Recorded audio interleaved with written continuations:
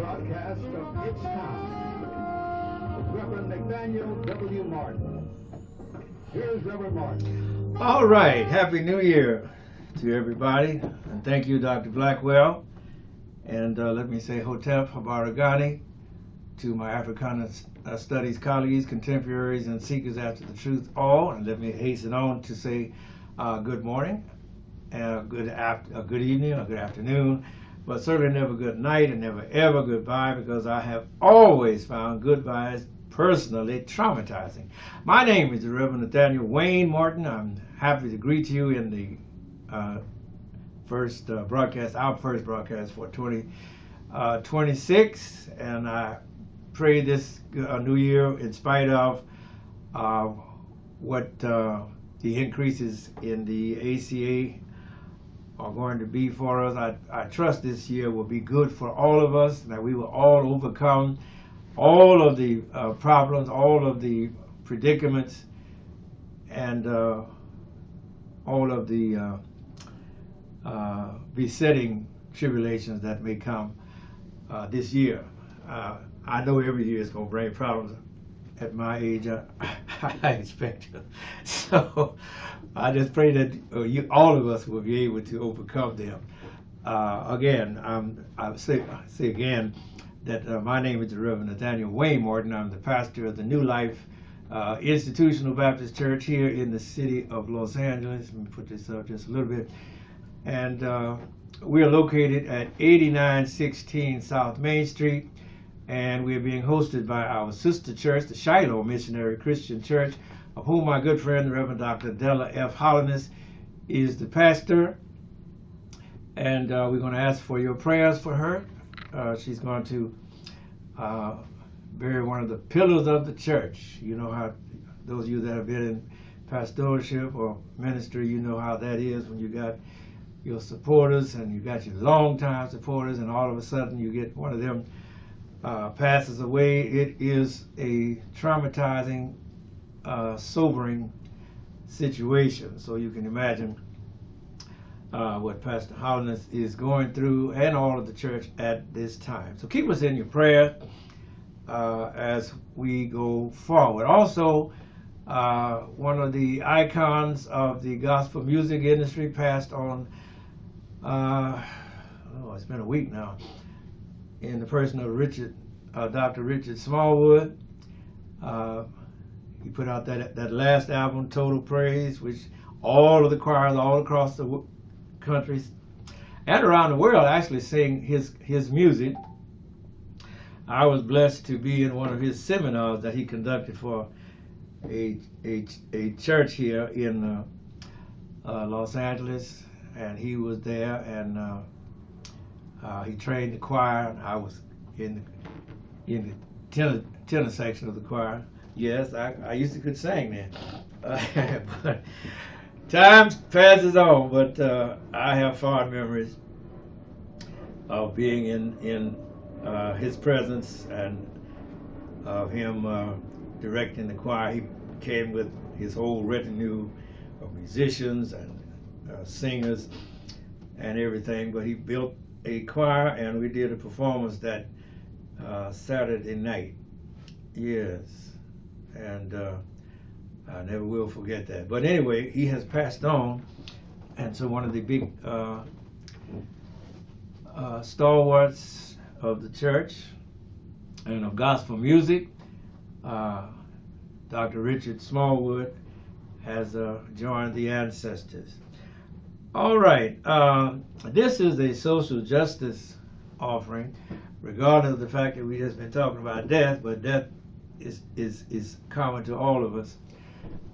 In whatever walk of life we're going to have to confront the continuous presence and the announcements of another absence in the line. But what I meant to say was that this is a social justice offering, and we try to stay away from the hoopalistics and pack as much as we can into a little short window that we have. And with that in mind, before I get distracted again, let me read my new scriptures for this new year. In the book of Ecclesiastes, chapter 3, I'm going to read 2 verses here.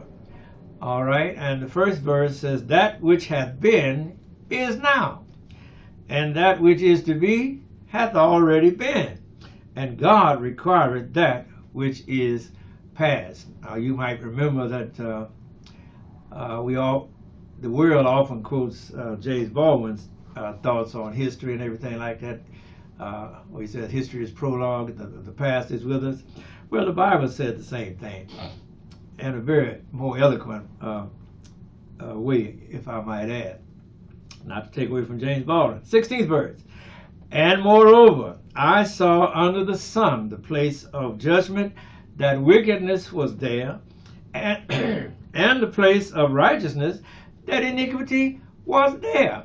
And of course, when I read that verse, I include that because it's so apropos for this this society in which we live.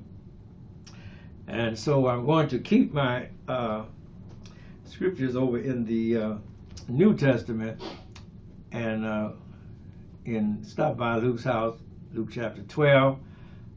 That first verse, the last clause of that first verse, which says, with Jesus talking to his disciples, "Beware the leaven of the Pharisees, which is hypocrisy." All right.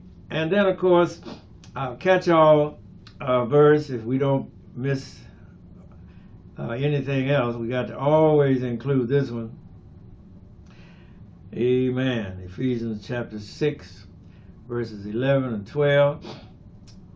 I got a new phone, and I'm gonna have to mark these scriptures. They don't want to mark, but I'm gonna mark them. Ephesians chapter 6, picking up the reading at verse 11, it says, "Put on the whole armor of God, that ye may be able to stand against the wiles of the devil." All right. Now, this thing still don't want to act right. Mark it. All right. "For we wrestle not," it's verse 12 now, "against flesh and blood, but against principalities, against powers, against the rulers of the darkness of this world, against spiritual wickedness in high places." All right. The word of God for the people of God. Notice how many against were there? 4. 4. And remember, he said, we wrestle not against flesh and blood. Just because you have a personality that you can see, you say, "Well, if I get rid of you, everything will be all right." No, it's not about that personality. Not flesh and blood. You're wrestling against a system. There was a movie made out that came out years ago. Well, I think they made 3 parts to that movie. But the name of it was I forgot the name. I'll go ahead on. I shouldn't have went over that. But it starred a great deal of our local. It was Matrix. That's the name of it, was it? Yeah, it was the Matrix, and it had a lot of science and a lot of mystery, and it talked about how the scheme, that we are in a skein, as it were, a skein, and that we are all involved in it, even though we may not be aware that we're involved in it. So that's what a system is, amen. A matrix, another word. And let me move on while my little mind is focusing a little bit. Talk about little minds. Looks like we have another person who has gone over to the MAGA side in the person of Nicki Minaj, who is a very successful rapper, female rapper, and she joins Snoop Dogg and Curtis Jackson and all of that ilk that said that we find that Donald Trump's politics benefit us because we are millionaires just like he's a millionaire. So Nicki Minaj has been recruited to replace Candace Owens. Some of you may know nothing about Candace Owens, but she's a hellfire-breathing Trump supporter, and she has been what I would call a turncoat for many, many years. She, along with Thomas Sowell, some of you may remember him, very conservative, and they side with the conservatives. Anyway, she has gone over and she's been on Charlie Kirk's wife's podcast. Remember, her husband, Charlie Kirk, was killed last year, murdered. And the murder is soon to go on trial, I do believe, in this year. And but anyway, the Trump and the MAGA people needed somebody to replace Candace Owens because Candace Owens had become too controversial because she, like Charlie Kirk, had begun to push back against the Israeli genocide and to ask the United States, why are you giving so much money to a state that is committing genocide and fratricide and matricide and starving all of those people in Gaza. So Charlie Kirk had begun to push back against that. Some say that may have been what got him killed. That's just speculation now. We don't know the facts. And but at any rate, the point is the Donald Trump people and the MAGA people needed somebody to replace Candace Owens. You know how the folks use you till they use you up and then they throw you to the side? Well, that's what they have done with Candace Owens. And so now, who did they come? A young lady that is not a native of Trinidad. I think she was born here. Her name is Nicki Minaj. And lo and behold, the country of Trinidad is supporting the Trump administration in its assault or blockade of the oil coming out of Venezuela. Who knew? So at any rate, they have the powers that be, the Trump administration too, has recruited Nicki Minaj, and she appeared on the Erica Kirk show. Remember, Erica Kirk is the widow of Charlie Kirk, and Charlie Kirk, I found a video where he was talking against Nicki Minaj. He said Nicki Minaj was no example for young girls. So go figure. But she is now buddying up with Erica Kirk, and Erica Kirk had her on her podcast. And one of the questions that Erica Kirk asked Candace Owens, let's see, here she is.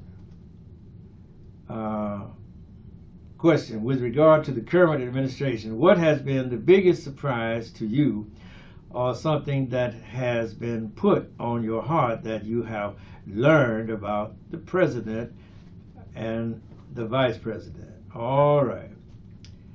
And this is Nicki Minaj's answer. She said, this administration is full of people with heart and soul. I'm quoting Nicki Minaj. Don't say I put that in my mouth now. She said, they make me proud of them. Our vice president, he makes me, I love both of them. They are both powerful men, smart, strong, all of them. Both of them have the uncanny ability to be somebody you relate to. When I hear them speak, I know they are one of us. They haven't lost touch with the world. They have the ability to still connect and be real. They make us proud to be an American. You have to put American in quotes because what America means to me, I'm still under the Langston Hughes doctrine, because we never, he says, America has never been America to me, but yet I make a vow that America will be. So you have to put that America in quotes, because who is an American? Now, it has been demonstrated that if you are not white, you are not an American. And yet, we are talking about black folks have fought in all of America's wars. We fought when we were Negroes, we fought when we were colored, now we fought when we were black. So, you know, we have been fighting in all of America's wars, but we never have been embraced under the symbol of an America. Remember, when the civil rights people were out in the streets and had them American flags, a lot of times the state officials or law enforcement officials or peace officers, period, would take them flags away from them. Say, you're not an American and you can't have this flag. Remember, the First World War and the Second World War were fought with a segregated military. You had the whites over here, and then you had the colored or Negroes over here. And we were not integrated until after the war under President Harry S. Truman, who, as a favor to the NAACP and the civil rights workers that were on his case to do something about segregation, well, he said, well, I will desegregate the military. And that's when Strom Thurmond came out against Harry Truman. Remember, he ran for president, and that was the reason why he ran, because he saw the walls of segregation began to crack. They didn't come down, it just kind of cracked. But he thought that to have Negroes or colored people in the same military with white folks, after all of them world wars now, we're supposed to have been fighting for democracy overseas so we can guarantee democracy at home, although every Negro knew that not only was you fighting to guarantee democracy over there, you was fighting to end racism here. And because Nazism was just another name, a synonym rather, for the racism that black people were experiencing every hour here in America. We were not fools, we were not duped. We knew that we were just fighting for the greater good, not because it was apparent or a reality at the time that America entered the war in 1941, I believe, following the Pearl Harbor attack on Pearl Harbor, when Franklin Delano Roosevelt made that marvelous speech.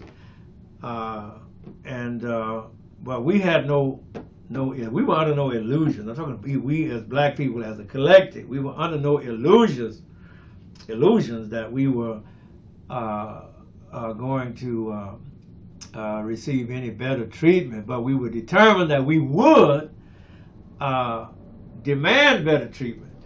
And while I'm coming through there, I need to talk about another president way back in the First World War, which was Woodrow Wilson. He was elected,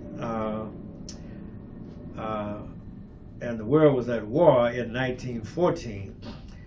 And he had promised W.B. Du Bois and all of the W.R. Delaney and all of that crowd, William Monroe Trotter, that he was going to make things better. But he didn't make things better. He resegregated Washington, D.C. time he became president. Abraham Lincoln had desegregated Washington, D.C. when he was president, and he got assassinated. Remember, Abraham Lincoln was elected in 1860, and the Civil War started in 1861, and he desegregated Washington, D.C. even before he signed the Emancipation Proclamation, which was in 1863. But he had already desegregated Washington, D.C. And then way back there to way up here in 1914, here come Woodrow Wilson, who was an arch segregationist, but he had deceived the leaders of the Negro people as we were known then. Remember, I sometimes use Negro, I sometimes say colored, and then I sometimes say black. It depends on the period of time in which we are discussing. And so, long story short, after Woodrow Wilson had resegregated Washington D.C., and he had enforced all of the policies, and he had his friend Mr. Dixon come in there in the White House with Birth of a Nation, because they had went to school, went to college together. Well, a committee of black people, of Negro people, colored people, as we were known at that time, went to see Woodrow Wilson in the White House. And one of the people was William Monroe Trotter. I had to make this short because I'm looking at the time. And so William Monroe Trotter was very vocal. I mean, he was like me. He said it, you know. You let us down. You told us you're going to make it better. As soon as you got office, you double down on the harm that you're doing to our people. And William Monroe Trotter became so vocal that Woodrow Wilson held up his hand and said, "Look here, if y'all want to talk to me anymore, don't bring this fellow." He didn't cuss him out. He said, but he spoke directly to William Monroe Trotter. He said, "You can't come back in here." Words to that effect. And he said to the committee, including W.E.B. Du Bois, because Du Bois was in there, said, "If y'all make another appointment to come back, don't bring William Monroe Trotter." And that got out, and it was a big controversy and a big news article. And Woodrow Wilson regretted that he lost his temper. Said all of that, said, contrast William Monroe Trotter with Nicki Minaj. No comparison. Compare Nicki Minaj with Harry Belafonte. Now, some of you don't even know who Harry Belafonte was, but he was a calypso singer. He was from Jamaica. Nicki Minaj's family is from Trinidad. Harry Belafonte's family is from Jamaica. But he stood with Dr. King. He stood with the civil rights struggle. He stood full-throated, hands down, 10 feet tall, or 10 toes down, however y'all wanted to phrase it. He stood. Excuse me. Said I wasn't going to do no hoopalistics. Let me get myself calm down. Here. Calm down. It's okay. It's the first of the year. And so I'm looking at the hypocrisy. Remember, I read you that scripture in Luke where Jesus warns his disciples, "Beware the leaven of the Pharisees," which is hypocrisy. And I'm just contrasting these successful black personalities with the mass of unnamed heroines and heroes who stood firmly and boldly against the systemic racism and never wavered in their quest for equality, justice, and freedom. They would have been uneasy to stand beside these beneficiaries of their labor. Remember, Snoop Dogg, Curtis Jackson, you call him better 50 Cent, Nicki Minaj, and there's a bunch of others out there whose names I don't know, but they are likewise Trumpites or MAGAites. I'm talking about celebrities and athletes and all that ilk who say because of the amount of money that we make, our benefit comes from the Trump administration. We do not get any benefit from civil rights. We don't claim any benefits from desegregation or any of that thing.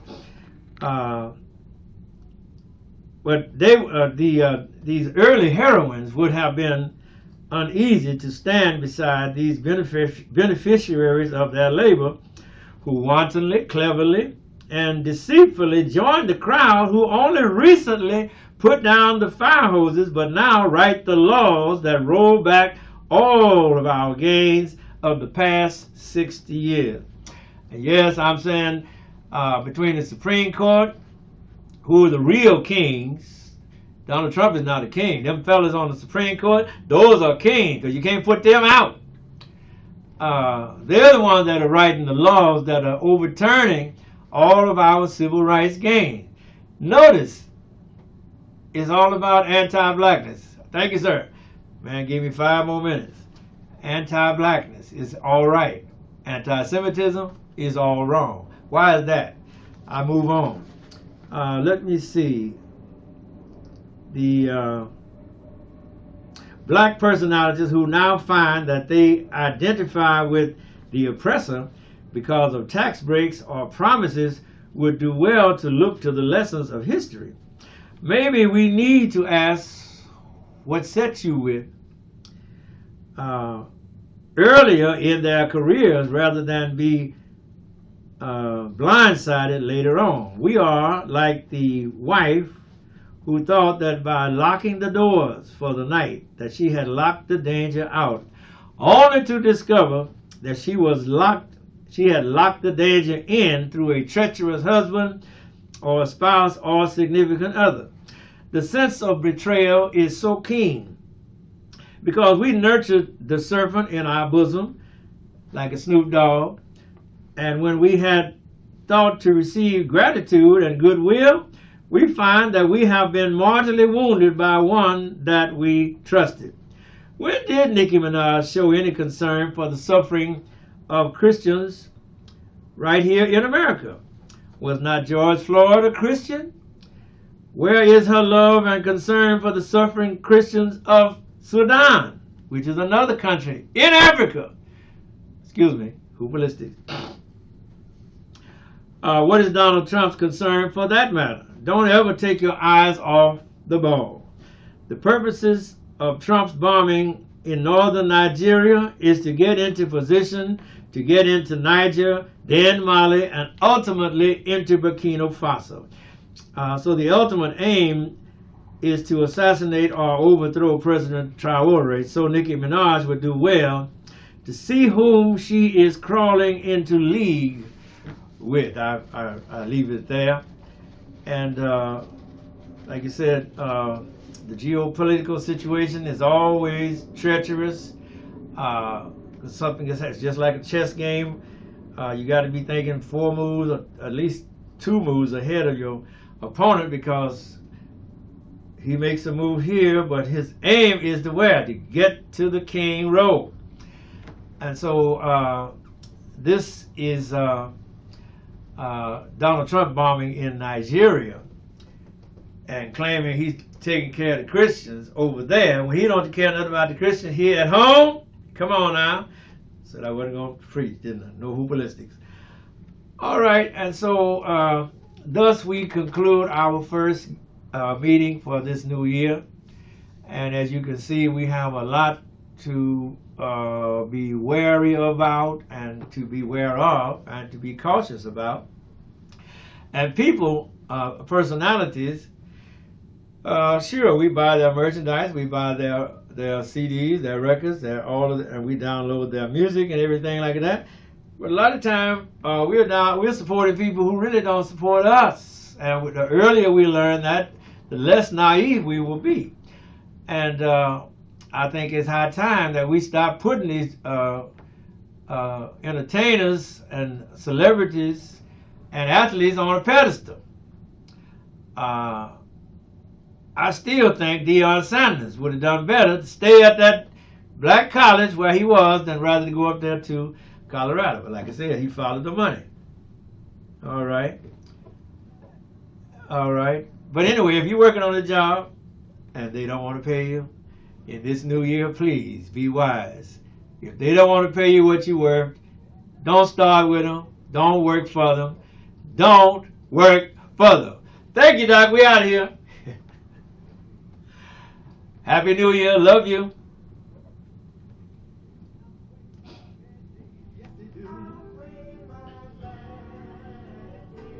I just say thank you, Lord.